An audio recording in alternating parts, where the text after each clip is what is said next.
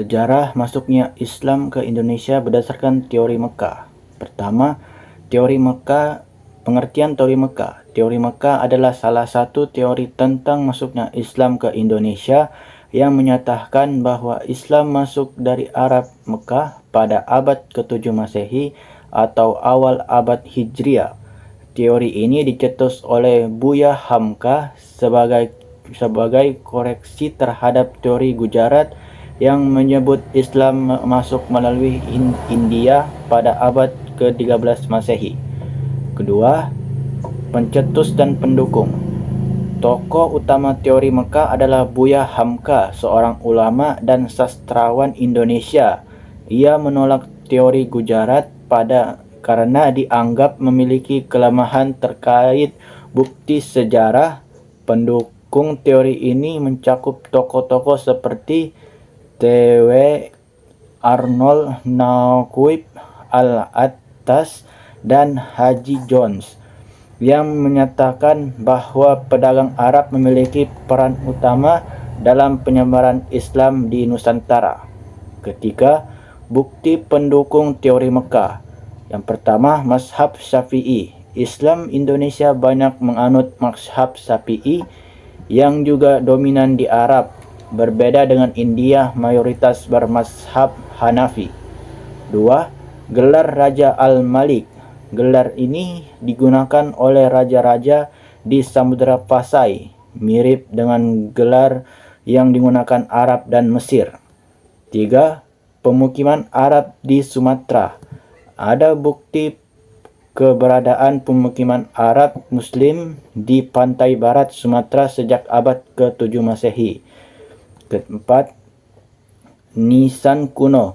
Ditemukan nisan bertuliskan nama Syekh Rukunuddin dengan tahun 672 Masehi, menunjukkan kehadiran Islam lebih awal.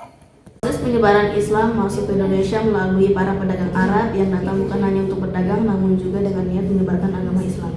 Jalur perdagangan antara Arab dan Nusantara sudah ada sejak sebelum Masehi pada masa Khalifah Umar bin Khattab. Delegasi Arab singgah di Indonesia dalam perjalanan ke Cina, mendirikan perkampungan Muslim dan menyebarkan Islam.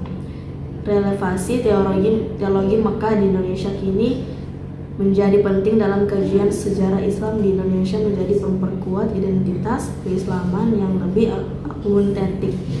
Pemahaman bahwa Islam datang langsung dari Arab membantu menjelaskan akar mazhab Syafi'i yang dominan sekaligus mengkoreksi bias sejarah yang mengurangi peran Arab dalam proses Islamisasi Nusantara.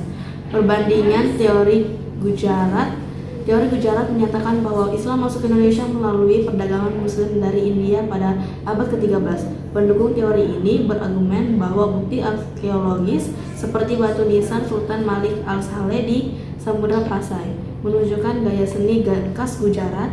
Sebaliknya, teori Mekah menolak hal ini dengan menekankan bahwa Islam telah hadir di Nusantara jauh sebelum abad 13.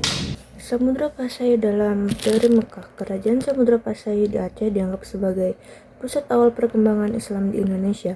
Dalam konteks teori Mekah, Samudra Pasai memiliki peran strategis sebagai pelabuhan dagang yang memperkuat hubungan langsung dengan Arab.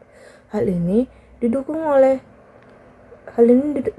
penggunaan gelar Al-Malik pada raja-rajanya yang mencerminkan pengaruh budaya Islam dari Timur Tengah.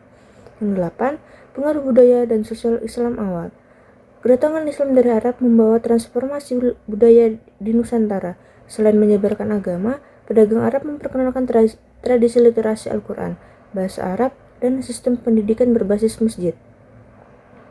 Hal ini membedakan teori Mekah dari teori yang lain yang cenderung menekankan peran ekonomi dalam penyebaran Islam. Kelebihan dan kekurangan teori Mekah.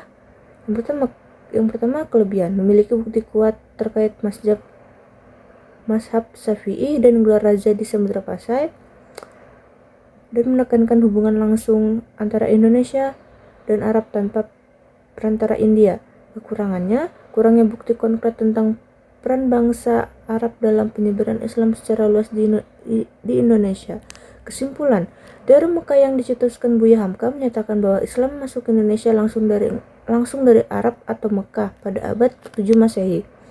Lebih awal dibanding teori Gujarat atau dalam kurung abad ke-13. Teori ini didukung oleh bukti teori dominasi mazhab Syafi'i, penggunaan gelar Al-Malik di Samudra Pasai, serta artefak kuno bertahun 672 Masehi. Islam tersebar melalui perdagangan dan dakwah para musafir Arab, menekankan hubungan langsung antara Nusantara dan Arab meski menghadapi keterbatasan bukti konkret. Teori ini membuktikan perspektif baru dan mengoreksi bias sejarah Islamisasi di Indonesia.